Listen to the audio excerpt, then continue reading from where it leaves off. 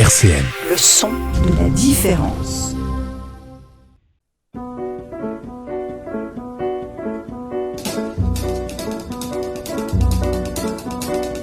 Dialectique sur RCN, Lionel Courchinou.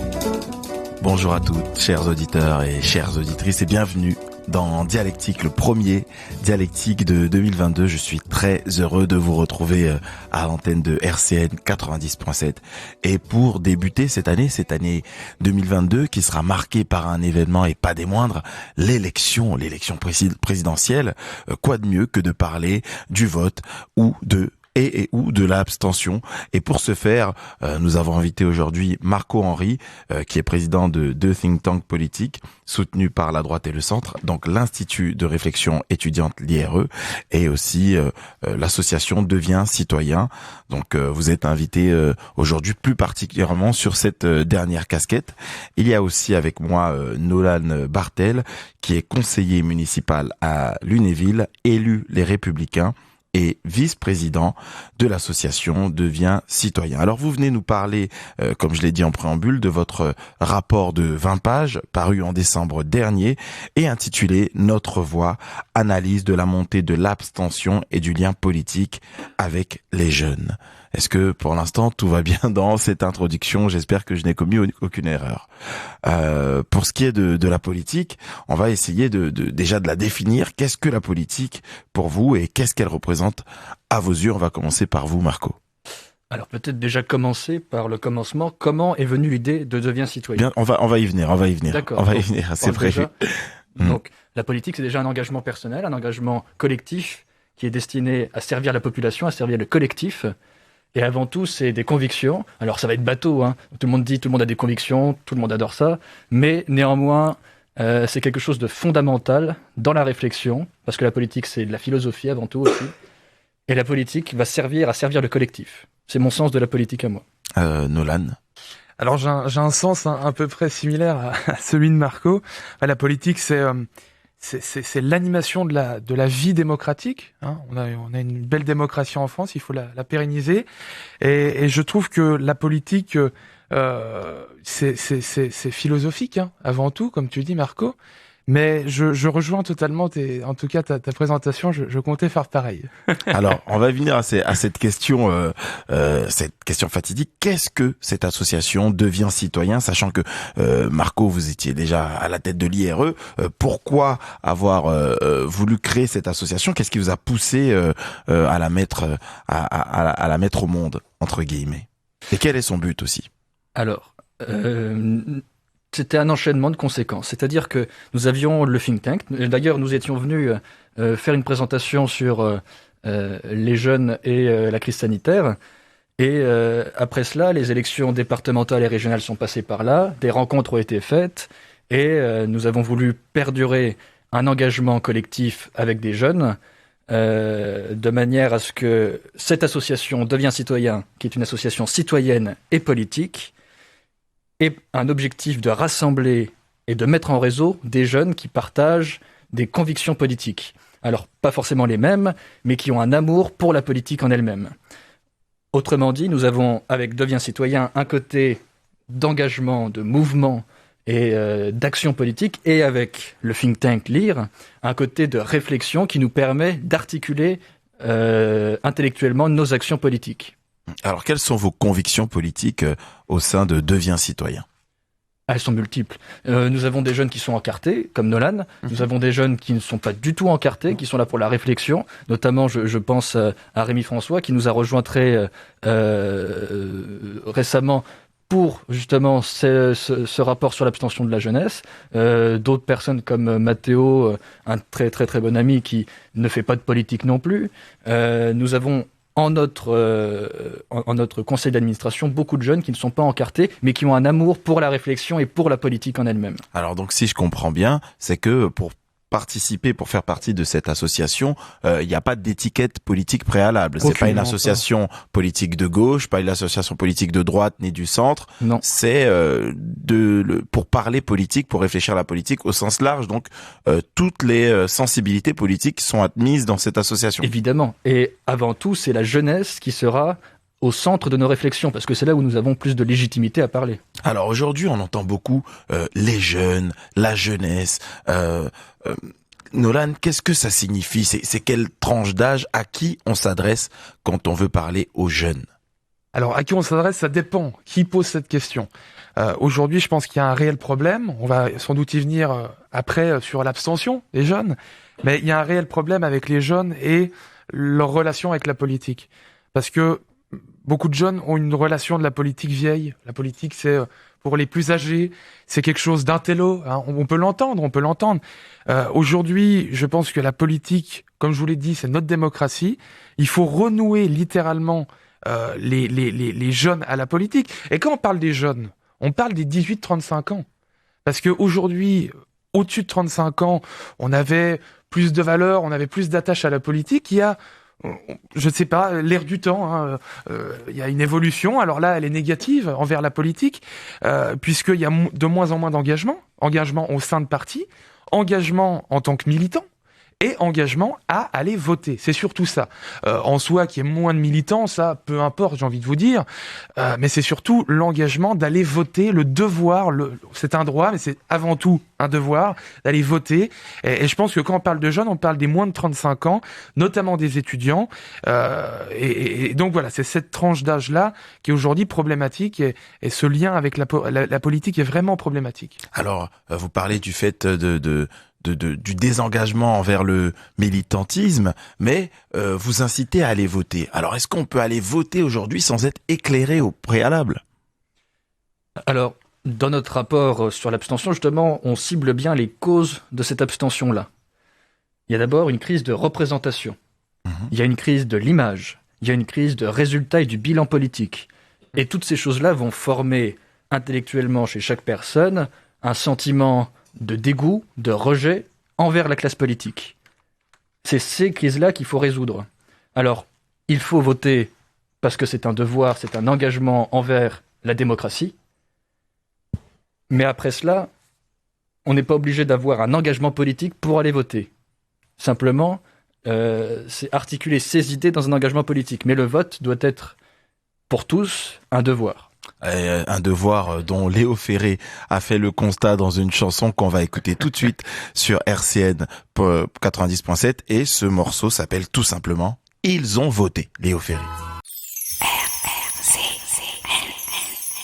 Et on est sur RCN 90.7 avec Marco Henry, président de think tank, donc LIRE, l'Institut de réflexion étudiante, et de l'association Deviens citoyen, et Nolan Bartel, conseiller municipal à Lunéville, élu Les Républicains et vice-président de Deviens citoyen. On vient d'écouter le morceau de Léo Ferré. Ils ont voté, et pour voter, il faut avoir un esprit critique. Aujourd'hui, comment insuffler cet esprit critique, Nolan ? Alors, il y a plusieurs méthodes pour relier les jeunes avec la politique. Hein. On l'a dit, il y a une crise de l'image, une crise de représentation. Il faut véritablement, je pense, c'est pas aux jeunes d'aller vers la politique, c'est la politique d'aller vers les jeunes. Moi, je pense qu'il faut faire cela avec plusieurs choses qui sont très faciles à faire, renouer les liens. Alors, il y a aussi toute cette partie d'éducation. Comment on amène la politique sans, bien évidemment, hein, quand on dit politique, parce que souvent politique, il y en a qui vont tout de suite catégoriser, soit c'est à droite, soit c'est à gauche. Non, comment apporter la politique, la vie citoyenne dans l'éducation, donc au collège, au lycée. On a perdu un petit peu, hein, ça il faut l'avouer, et il faut voilà, et c'est une constatation. On a un petit peu perdu ces leçons qu'on a nous.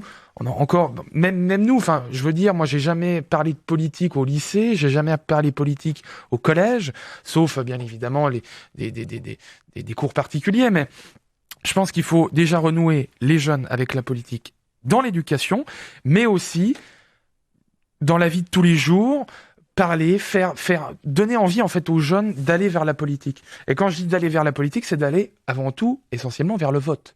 Vers la politique, chacun a ses sensibilités politiques, chacun s'engagera s'il le veut, mais tout d'abord, le premier lieu, c'est d'aller voter. Voilà. Vous relevez deux catégories d'abstentionnistes dans votre rapport. Alors, premièrement, les abstentionnistes systémiques et les abstentionnistes intermittents. Quelle est la différence entre ces deux catégories ?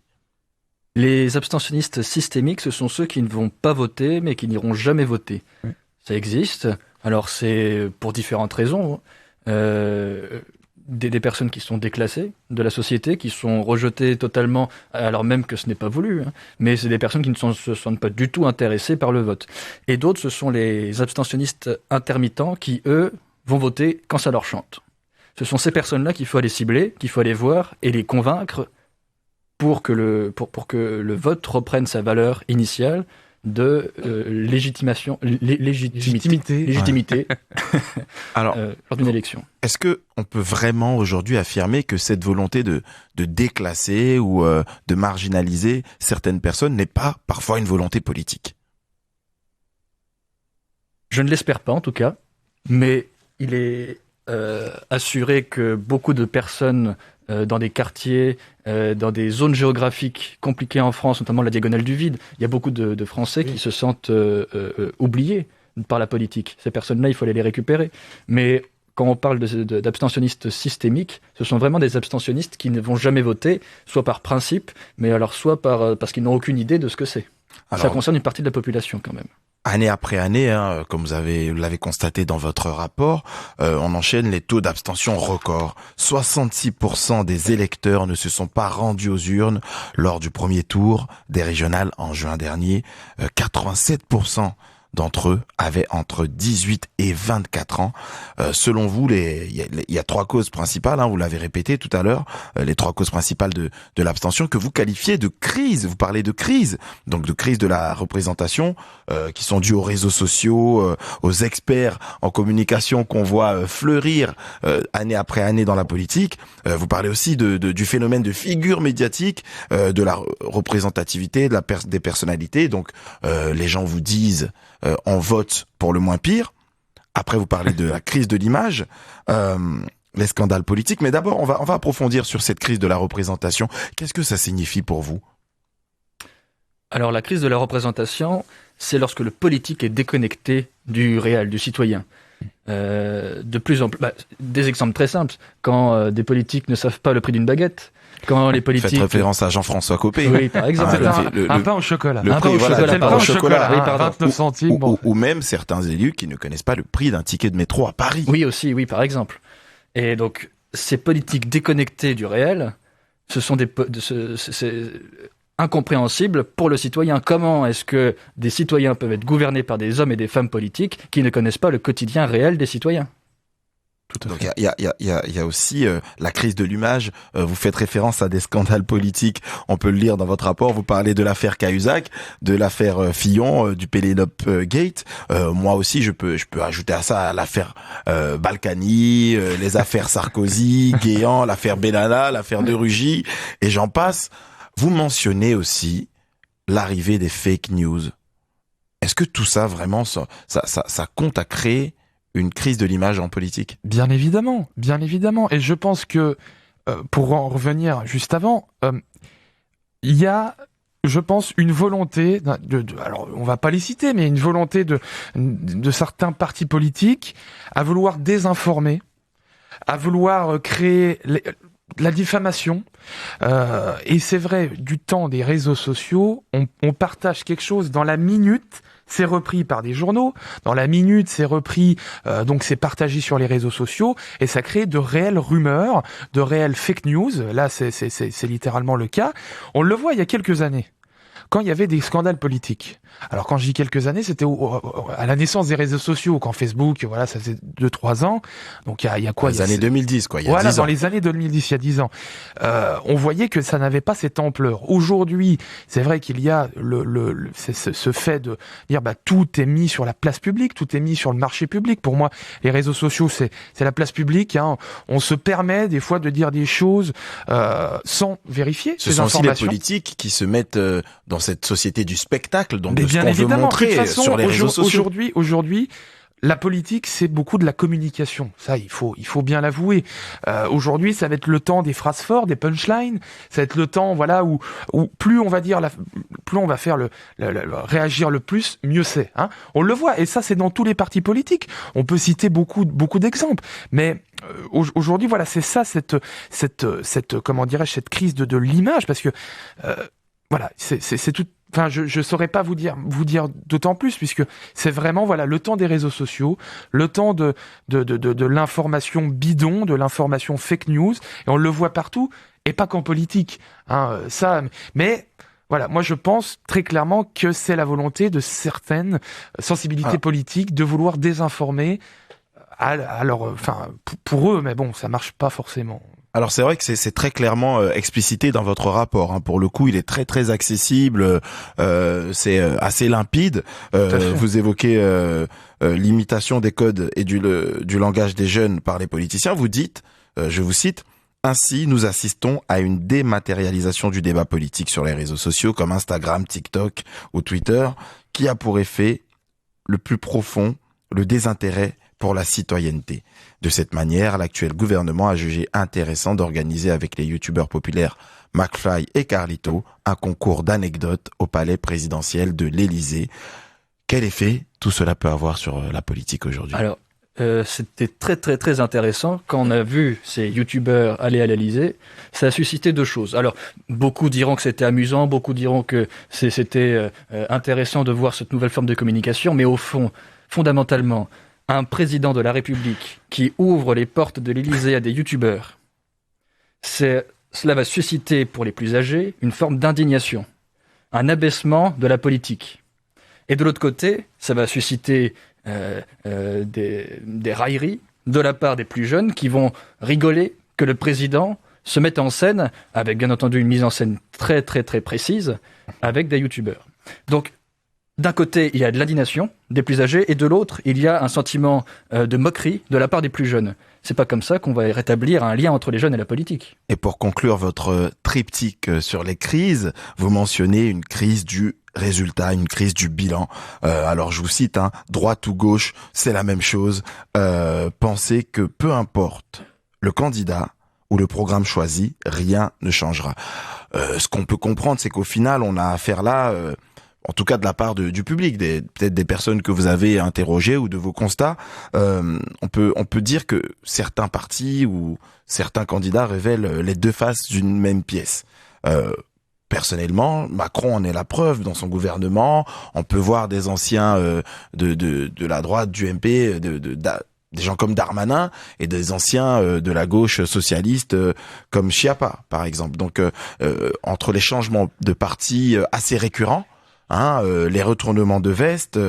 Vous mentionnez aussi la théorie des choix publics de James Buchanan. Cette théorie place le personnel politique en animal humain qui ne pense qu'à son propre intérêt, celui de sa réélection en particulier.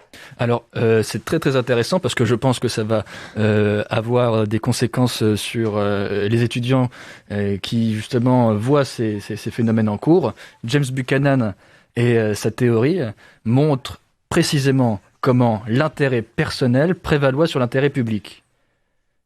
Ce n'est pas le cas partout, il y a des hommes politiques qui ont une passion, mais pour une grande majorité, et d'ailleurs ça rejoint d'ailleurs les théories libérales sur le sens de l'individualisme, notre société individuelle, cette théorie de Buchanan en est une continuité. Alors on va essayer d'écouter les personnes qui prônent l'abstention. Donc, on va écouter tout de suite Étienne Chouard sur RCN 90.7. L'objectif est d'inciter à voter et réduire l'abstention à un acte antidémocratique. À l'école, on nous apprend à voter pour être un bon citoyen. Mais ne l'oublions pas, le vote n'est pas le fondement de la démocratie, juste une de ses composantes. Les révolutionnaires ne sont pas morts pour le droit de vote, mais pour plus d'égalité et de liberté. Seulement, cette idée est tellement inculquée comme un devoir, dès le plus jeune âge, qu'il est difficile de s'en défaire. Écoutons Alain Badiou, philosophe, face à un journaliste. Est-ce que vous réalisez, juste Alain Badiou, vous avez de la culture, vous avez de l'humour, que votre manière de parler pourrait être ressentie comme une insulte par des gens qui se sont fait tuer pour le droit de vote en 1848, en 1870. Des gens y croyaient à ces choses-là. Mais bien sûr. Ils sont morts pour avoir le droit de voter. Mais évidemment. Et je considère que le droit de vote a été, dans l'histoire des idées politiques, une conquête. Mais comme toute chose, les conquêtes, il faut en faire de nouvelles. Nous savons maintenant, depuis un bon siècle, ce que le droit de vote est capable de donner. Et ce que le droit de vote est capable de donner, c'est de toute évidence, sur les questions sociales, économiques et fondamentales, un conservatisme inébranlable. D'autant plus inébranlable qu'il est périodiquement légitimé par le scrutin. Alors nous devons maintenant aller au-delà de ça, c'est tout. Il ne suffit pas de dire qu'on a un suffrage universel pour dire qu'on est en démocratie. Et ce qui manque à l'Occident, c'est un nouvel idéal démocratique dans le sillon des Lumières qui porterait une espérance. Or aujourd'hui, la démocratie, c'est devenu un régime très conservateur. Les pouvoirs qui nous gouvernent ne sont pas des pouvoirs élus, ce sont les marchés financiers, ce sont les grandes entreprises, ce sont des acteurs de l'ombre qui ne sont en aucun cas en position de responsabilité politique. Ça, c'est la première raison évidente pour laquelle la démocratie ne se résume pas à l'élection. Alors je viens vous parler de démocratie, mais de la vraie, celle qui n'existe pas du tout, et celle qui, je crois, serait capable de nous sortir du pétrin. Depuis longtemps, depuis 2500 ans, avons besoin de mettre au-dessus de nous des représentants pour produire et appliquer un droit écrit qui nous protège contre l'arbitraire des plus forts. Donc ces gens-là sont très utiles. Ils produisent un droit dont nous avons besoin pour pacifier notre société. Mais en même temps, ils sont très dangereux. C'est-à-dire que si jamais ils se mettent à abuser, s'ils se mettent à servir les intérêts d'une caste au lieu de servir l'intérêt général, ou s'ils se mettent à abuser du pouvoir en devenant fous, puisque le pouvoir les rend fous systématiquement. Oui, ça fait 2500 ans qu'on sait ça, quoi. Le pouvoir rend fou, tous les pouvoirs ont une tendance à abuser. Toujours. Montesquieu. C'est comme une loi physique implacable. Et il y a une idée géniale pour nous protéger de ça, c'est la Constitution. Alors la Constitution, qu'est-ce que c'est? C'est un texte qui est au-dessus des pouvoirs et qui ne sert pas du tout à organiser les pouvoirs. Les pouvoirs n'ont pas besoin de nous pour s'organiser, pas du tout. La Constitution, tous les citoyens devraient savoir ça. La Constitution, ça sert à affaiblir les pouvoirs. Ça sert à inquiéter les pouvoirs pour nous protéger, nous. Nous protéger, nous, contre les abus de pouvoir. Mais attendez, si les représentants doivent craindre la Constitution, il ne faut pas qu'ils l'écrivent eux-mêmes. Sinon, s'ils l'écrivent eux-mêmes, ils vont programmer leur puissance et notre impuissance. Enfin, un enfant comprend ça. Donc l'idée centrale, mais vraiment c'est une idée essentielle, c'est que c'est pas aux hommes au pouvoir d'écrire les règles du pouvoir, et c'est pas à eux, il faut pas attendre que ce soit eux qui renoncent à écrire le pouvoir, ils renoncera jamais, la solution elle viendra pas d'eux, elle viendra de nous, c'est à nous de leur interdire d'écrire les constitutions. Ça c'est vraiment l'idée, à mon avis, l'idée essentielle qui nous manque. Un citoyen c'est autonome, ça vote, il vote lui-même ses lois. Moi je suis un simple électeur. C'est-à-dire, je suis hétéronome. Je subis la loi écrite par quelqu'un d'autre. Nous appeler citoyens, c'est nous payer de mots. On se la pète, mais on n'est rien du tout. Qu'est-ce qu'on fait dans cette démocratie? Dans cette prétendue démocratie, qu'est-ce qu'on a comme droit? On a le droit de désigner des maîtres politiques qui vont tout décider à notre place pendant 5 ans. On les désigne parmi des gens qu'on n'a même pas choisis. En plus, c'est les plus riches qui les choisissent. Et dans le cas éventuel où ils nous trahissent au dernier degré, on n'a pas le moindre moyen de résister. Alors c'est vrai qu'on a la liberté d'expression, mais absolument sans aucune force contraignante. C'est-à-dire qu'on a le droit de blablater, si ça n'a pas d'effet, on a le droit. Dès que ça change quelque chose, c'est un massacre. Et nous appelons ça démocratie. C'est notre faute. Nous devrions faire la grève de ces momentaires. Nous devrions refuser d'appeler démocratie ce qui est son strict contraire. Nous participons à notre impuissance politique en acceptant d'appeler démocratie ce qui est la négation même de nos droits. Tout le monde savait, avant 1789, tout le monde savait, Montesquieu, Aristote, ils savaient tous que l'élection est aristocratique, donc oligarchique. Aristote le disait explicitement, je vous passe la citation. Montesquieu le disait aussi explicitement, je vous passe la citation. Vous irez sur le net pour chercher, il faut que j'aille du temps. Je voudrais insister, ça c'est super important. Il y a 2 choses très importantes. Pendant 200 ans de tirage au sort à Athènes, où il y avait des riches et des pauvres. Ok, je sais qu'ils avaient mis de côté les esclaves, je sais qu'ils mettaient de côté les femmes. Je vous parle pas de ça, je vous parle des citoyens.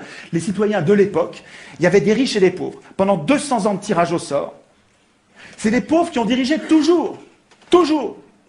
Et puis pendant 200 ans de gouvernement représentatif, parce que c'est comme ça que ça s'appelle notre régime, ça s'appelle pas une démocratie, ça s'appelle un gouvernement prétendument représentatif.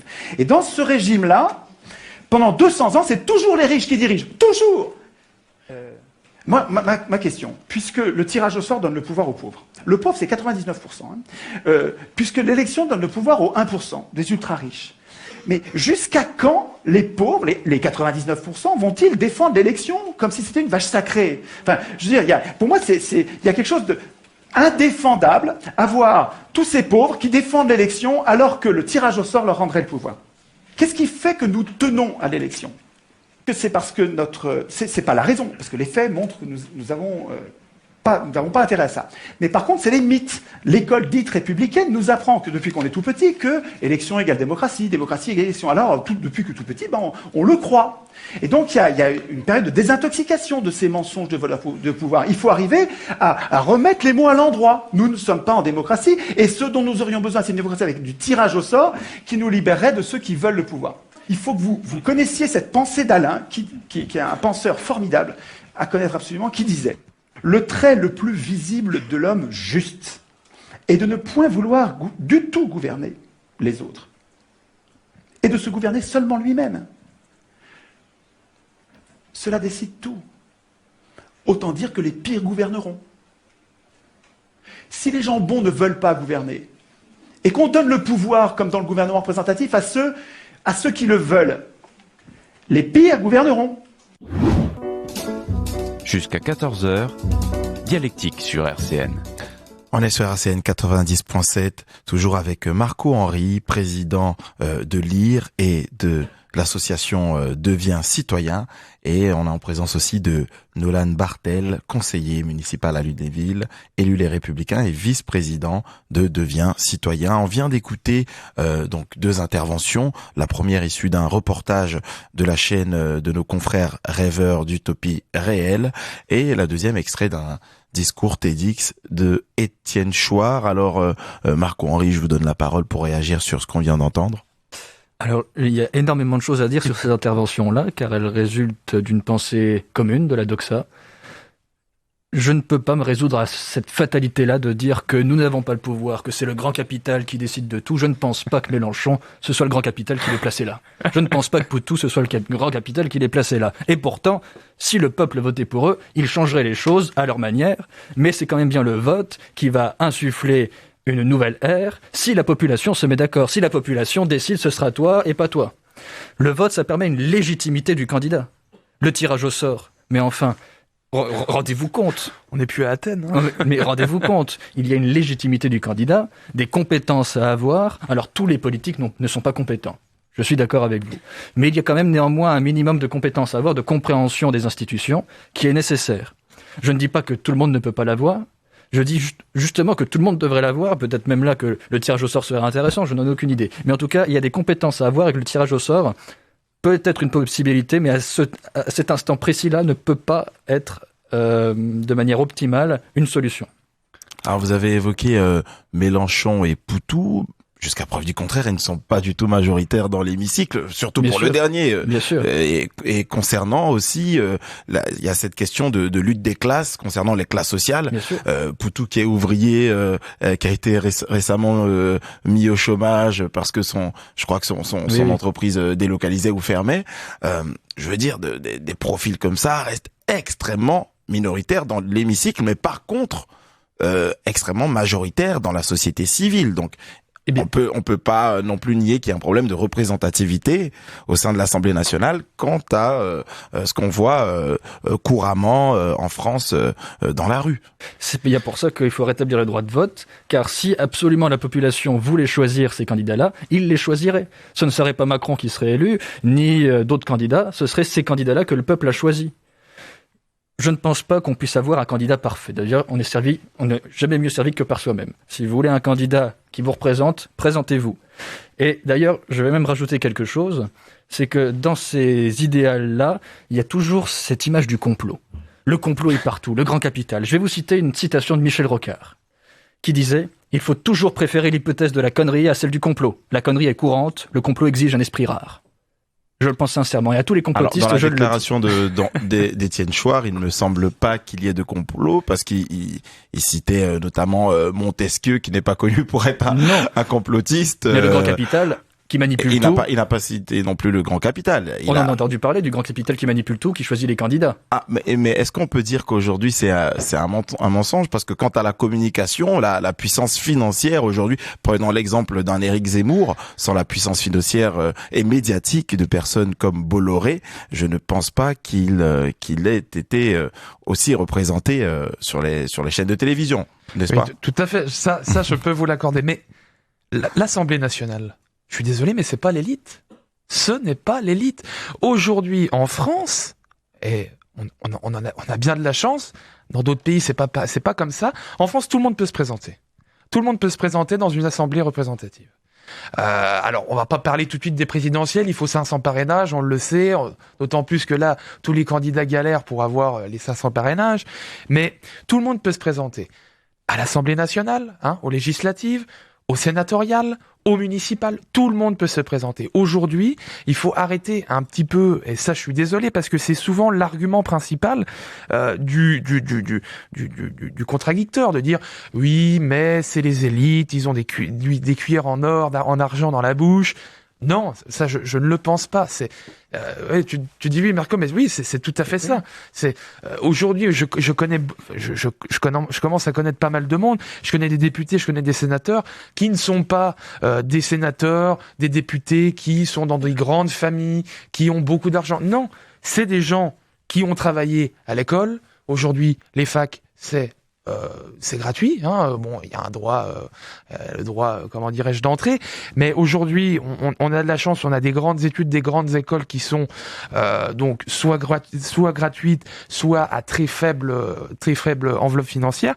Et aujourd'hui, je suis désolé, mais c'est pas les élites. Moi, je suis offusqué quand j'entends ça, puisque on ne peut pas dire ça. On ne peut pas dire ça. Donc, ce que vous dites va complètement à l'encontre de ce qu'affirment des sociologues comme Bourdieu quand il parle de représentation et de reproduction sociale. Mais lui, il est dans l'élite, par exemple.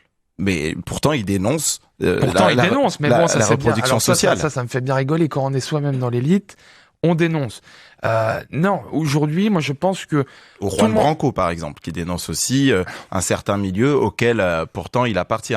Mais justement, il dénonce de l'intérieur. Oui, alors il dénonce... Est-ce qu'on peut dire que ce milieu-là n'existe pas? Est-ce qu'on peut dire aujourd'hui que les ouvriers sont surreprésentés à l'Assemblée nationale, par exemple? Je peux pas vous dire ça, c'est pas possible. D'accord. Mais aujourd'hui, si une différentes classes sociales voulaient faire changer les choses, moi j'appelle, allez voter.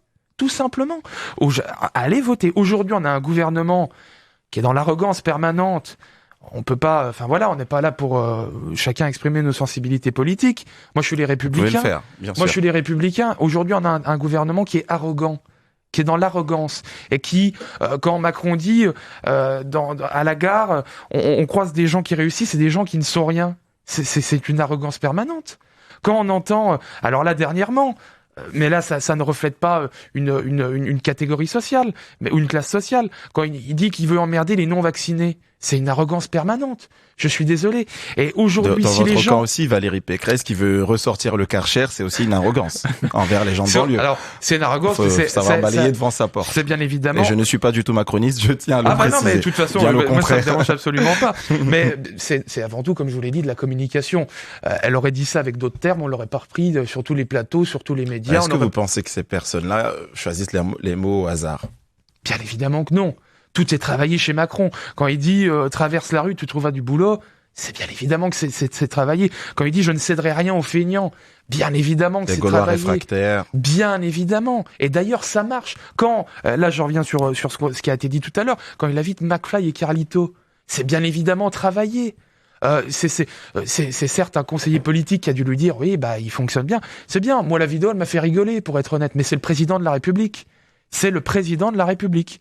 Ils auraient très bien pu faire ça avec une autre star, avec une autre personnalité qui aurait fait d'autant plus d'audimat que lui. Mais là, c'est le président de la République. Justement, on parlait du vote. Est-ce que aujourd'hui, parmi ce que des personnes comme Chouard ou ce que les journalistes de rêveurs d'Utopie réelle relevaient, est-ce qu'aujourd'hui, il faut peut-être comptabiliser le vote blanc ou l'abstentionnisme de telle sorte à ce que les citoyens se sentent un peu plus impliqués dans le fait d'aller voter, y compris de voter pour des gens qui représentent ou défendent leur classe sociale, par exemple. Alors, deux choses que j'aimerais dire par rapport à ce qui a été dit, qui est que je pense que moi et Nolwenn, on en est la preuve, c'est que l'engagement... Moi, je ne suis pas né avec une cuillère d'or dans la bouche, hein. Nolwenn non plus, et on connaît beaucoup de gens qui ne sont pas nés comme ça. Notre Est-ce que vous n'êtes pas finalement une minorité dans cette classe politique? Oh non, absolument pas. Non, absolument pas. Véritablement. Il faudrait vérifier les chiffres. Alors peut-être. Il me semble que si les chiffres disent le contraire. Peut-être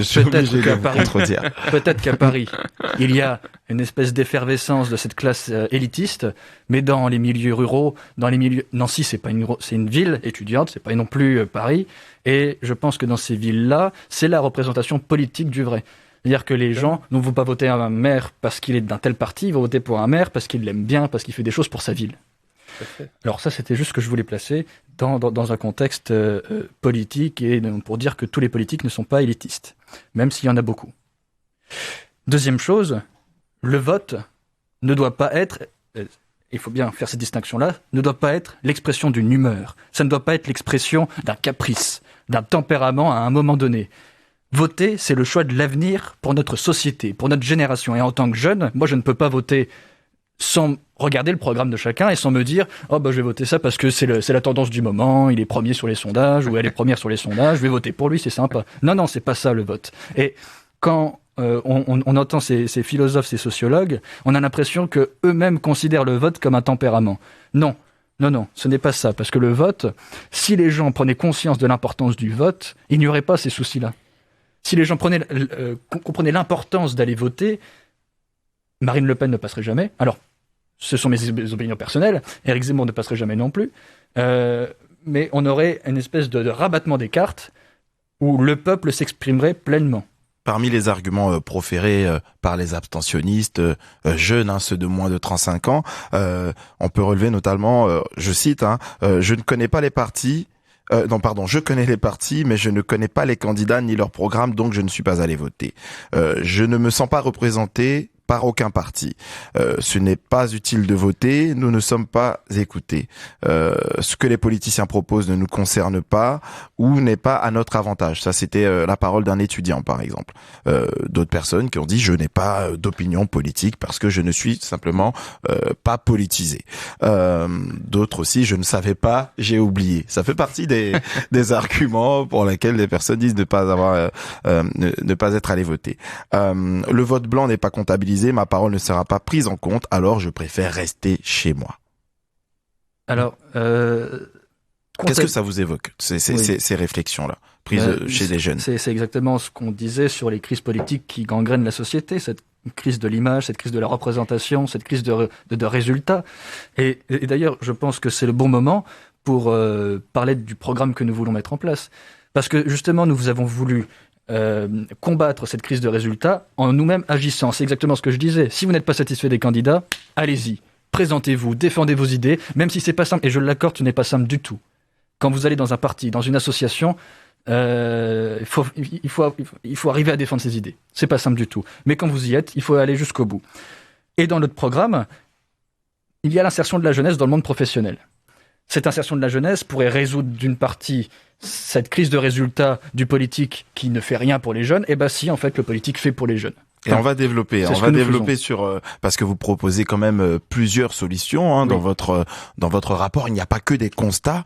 On va y revenir, mais d'abord, on va se permettre d'écouter un morceau de Tété au titre évocateur. Votez pour moi sur RCN 90.7. Et on est sur RCN 90.7. On vient d'écouter le morceau de Tété, Votez pour moi.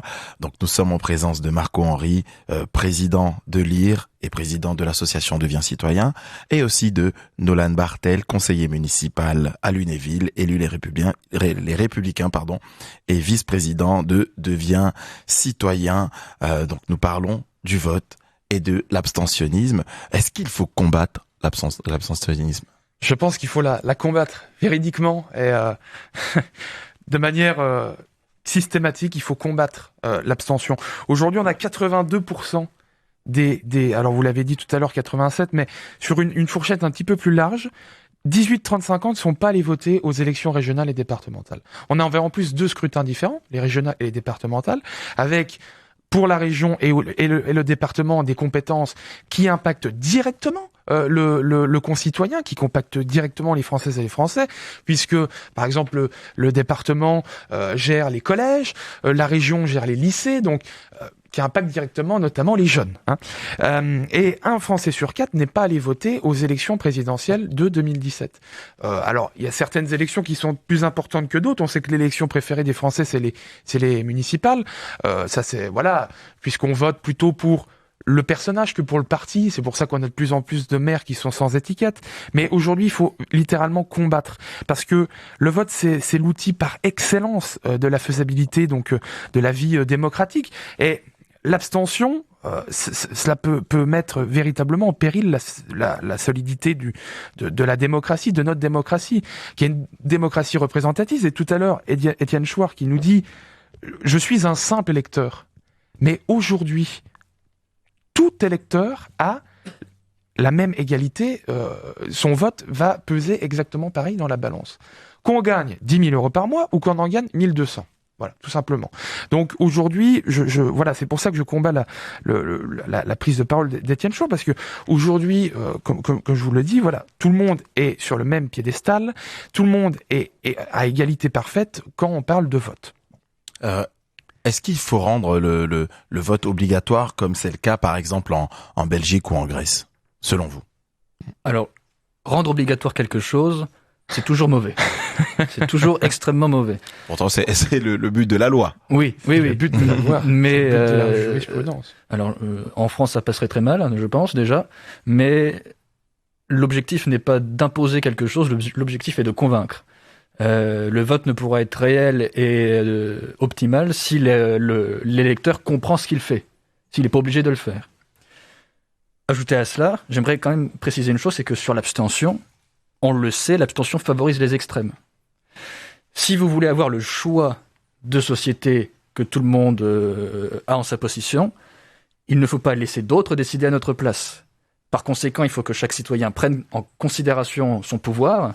Donc, ne pas rendre le vote obligatoire, par exemple, parce qu'il doit prendre conscience du pouvoir énorme qu'il a de choisir son destin, et en même temps éviter que des extrêmes arrivent au pouvoir, parce qu'il aura pris cette considération-là de son pouvoir. Alors, vous parliez tout à l'heure des élections préférées des Français, qui sont les municipales, et de l'avènement de ces maires sans étiquette. Au final, on voit des personnes voter plutôt pour des sensibilités, pour un programme, pour une personnalité, parce que il y a une certaine confiance en la personne, en son action. Cela me mène tout de suite à une question. Est-ce qu'il faut, comme le disait Simone Veil au début du siècle dernier, est-ce qu'il faut abolir les partis politiques? Simone Veil disait que les partis politiques portent en eux le germe du totalitarisme, parce qu'il y a une volonté absolue de pouvoir. Alors, je vous invite vraiment à lire Simone Veil qui développe plus amplement sa philosophie. Qu'est-ce que vous avez à dire là-dessus? Alors, il est évident, on ne peut pas le nier, dans les partis politiques, il y a certains problèmes. C'est évident, mais comme partout, comme dans toute infrastructure. Cependant, si on abolit les partis politiques, il va y avoir un souci en matière d'engagement politique. Où est-ce que l'engagement politique se fera? Il ne peut pas se faire dans les associations, parce que je pense personnellement que l'association est un lieu collectif dans lequel on essaye où il n'y a pas d'engagement politique. Il faut bien différencier le politique de son engagement personnel. L'association va aider par exemple des SDF dans les rues grâce à des maraudes par exemple, où l'association peut réunir des gens qui partagent une même philosophie. Mais en ça, une association peut être largement politique aussi. Elle peut être politique. Une éducation populaire par la politique. Évidemment. Mais le sens même de l'infrastructure politique, du parti politique, c'est de rendre légitime un discours politique. C'est-à-dire que, et c'est là d'ailleurs on peut en revenir au problème du parti politique, c'est qu'il y a un souci de vouloir une base de soutien. Le parti politique, il n'est pas là, il est pas là pour mettre en place un esprit totalitaire, il est là pour réunir des gens qui partagent des mêmes convictions et par la même occasion qui vont voter la même chose. Alors, totalitaire, Simone Veil entend par là, le but du parti politique, c'est la volonté de pouvoir. Et donc, un parti politique, par définition, ne veut que croître.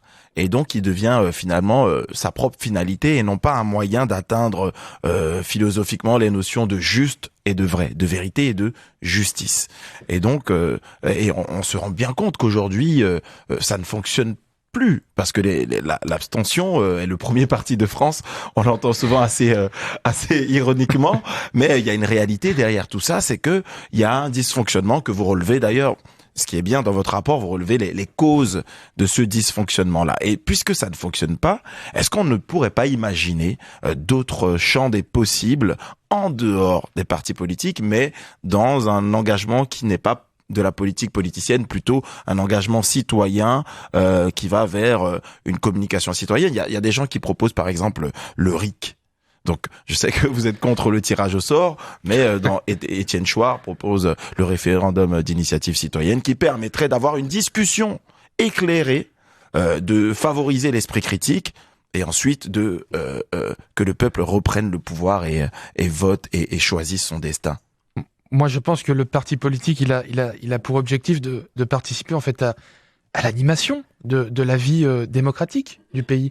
Un parti politique, ça a des valeurs. Ça a des des convictions. Après, oui, on peut peut-être imaginer, alors comme la gauche essaye de faire, mais une union, ce qui permettrait un élargissement des pensées, des convictions, mais toujours sous une même étiquette, sous de mêmes valeurs.